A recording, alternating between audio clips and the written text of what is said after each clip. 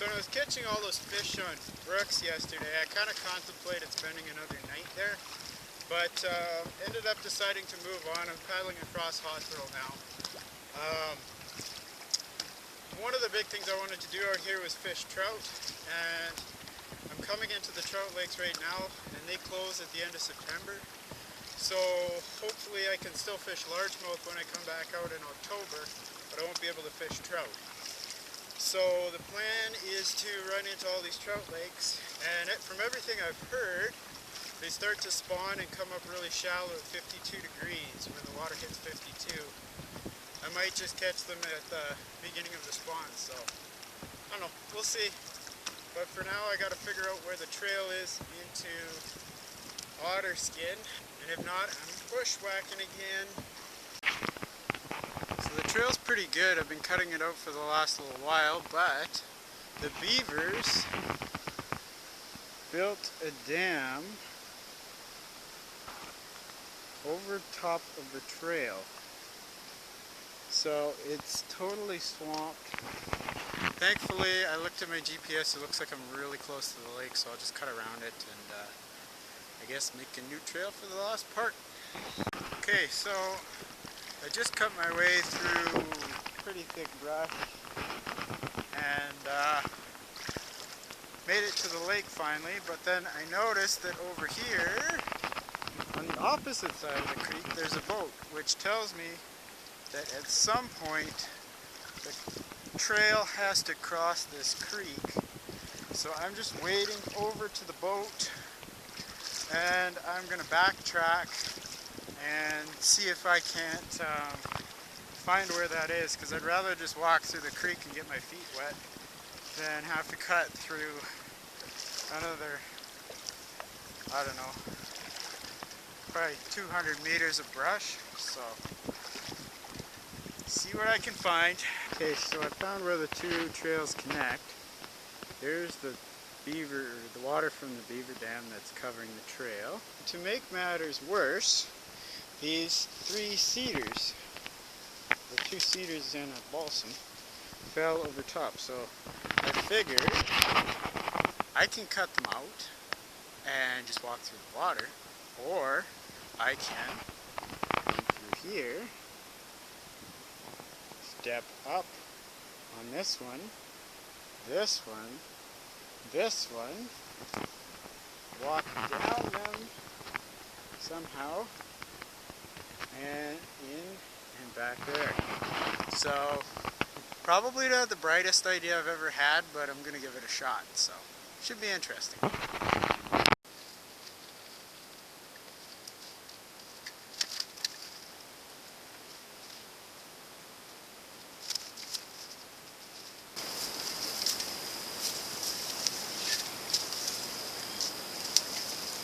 I just wanted to show off my trail clearing outfit. I'm getting pretty proud of it. I'm getting it perfect. I'm doing enough of it. So on this side, I got my machete, which would have been very hard to do the trip without. I have my folding saw here. In this pocket, I use my flagging tape. I have my trademark blue flagging tape, a 300-foot roll, and I've already gone through all of it. Never thought I'd come close to that. But yeah, and then I went through like half the pig stuff today too, so it's a good thing I had that in my bag. I wasn't even sure if I had it or not. And then I also have my inReach device, which is both GPS and messaging, and my phone, because here does not show the map, it just shows where you are on the grid. And if I pair it with my phone, then it can show me the lakes and the layout of the land. So I always mark the start of the trail and the end of the trail, so I always have a route back, but I try not to trust it. So I do pretty heavy flagging on the way, and then take about half those flags down once it's cut and use it. So I'm really glad this trail was cut out, because from the time I rolled in to the time I got here and got all my gear across, it's been 5 hours. So to just have had to cut the whole thing out, I would have had to go back to camp on Brooks again, which I wouldn't have wanted to do. So yeah, it's good. South otter skin. And boulder-filled narrows.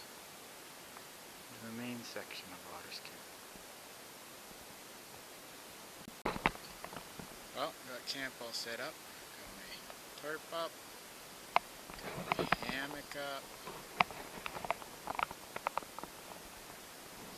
Tent there in the back. And got an absolutely amazing view. Might sleep here tonight in the hammock. Just casting some shore here. That is the first one of the trip. Smallmouth, really like those.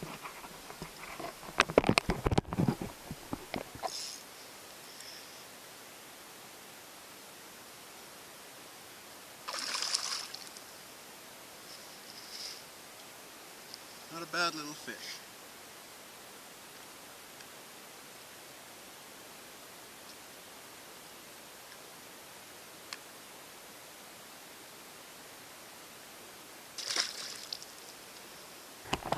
This is supposed to be an absolutely awesome smallmouth lake as well, so definitely want to check those guys out. So I've been fishing smallmouth for about a grand total of a half an hour already. I've got 2 16s, this 17, and 2 18s. So if I was in a tournament, that would be like a, I don't know, 16 plus pound bag already. So that's pretty sweet.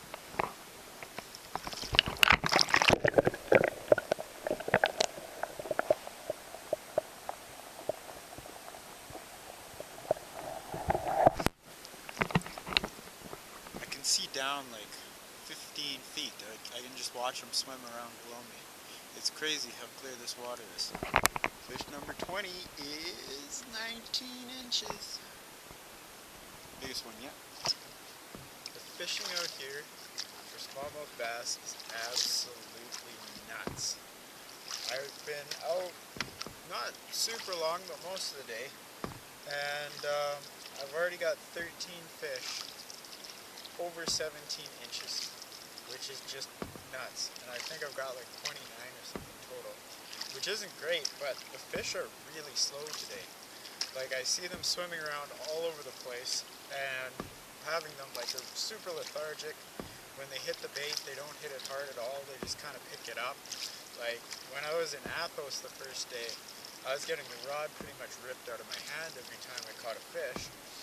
And then it got slow the second day, and they were just picking it up tenderly as well. So I can't even imagine what this lake would be like on a good day. And if I knew the spots, I'm just guessing here, paddling around the middle of the lake looking for places that might hold fish. So yeah, this has been pretty sweet. Well, my streak of 9 days no people ends with some guys showing up to go fishing.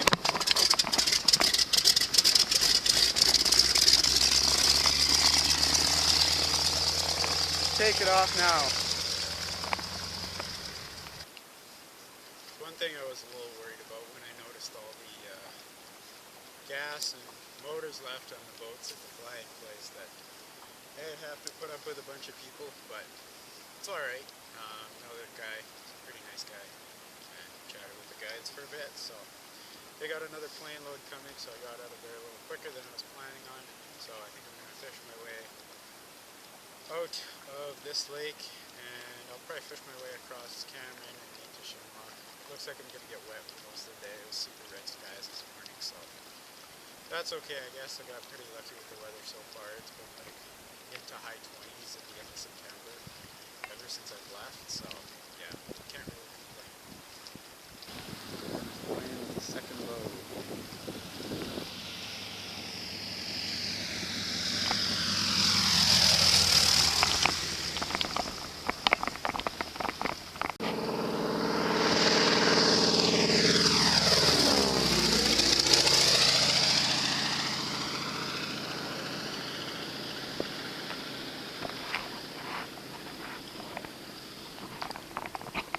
Never gets old. Just getting ready to head into the portage into Cameron, but I just wanted to show off this camping spot I found anyway, because it is pretty nice. They've got fire pit here. I don't know, some weird rock hanging from a tree there, not sure what that's for. And you got a couple tables, some kind of table made here. Nice camping spots in the back and in the front here. There's a few more over there. But what's really cool is the view of the water from over here. It's like something you find in the mountains. Just like greenish blue water. Can't even imagine what it would look like when it's sunny.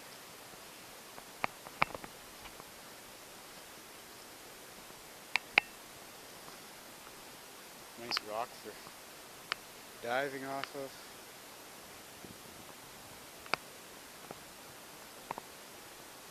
Yeah. Anyway, better get moving again. Found a turtle buddy. Hey, turtle buddy. So I figured out this really neat umbrella system.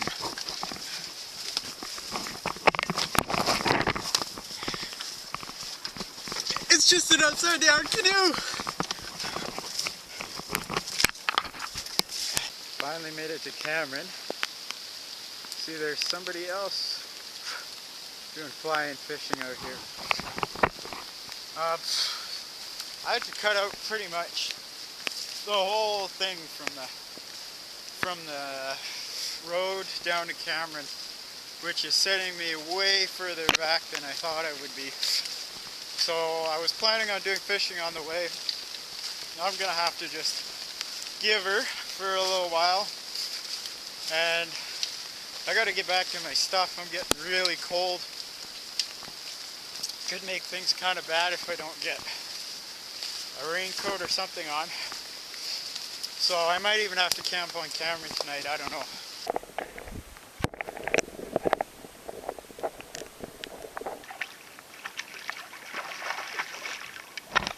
Got me a laker on Cameron. So that there is Cameron Island, which the high school prep stays on all the time when they come through here. They stay 2 nights. And I am over here. They swim over here or paddle over here and go to the jumping tree. So there is a rope swing there. And then what they do is they climb up the tree, not the one the rope is hanging out of, but that big one that's leaning there. And they jump out on that U-shaped branch and they come sailing out of that thing and they hit the water. And if you didn't know what was going on, you'd be awful surprised to see a kid come flying out of there. But just so you know, it is 8.3 feet deep directly below, but they kind of jump out a ways, so we'll paddle back a bit. So they hit right about here, 11 or so feet. So now you have proof of the depth of the jumping tree.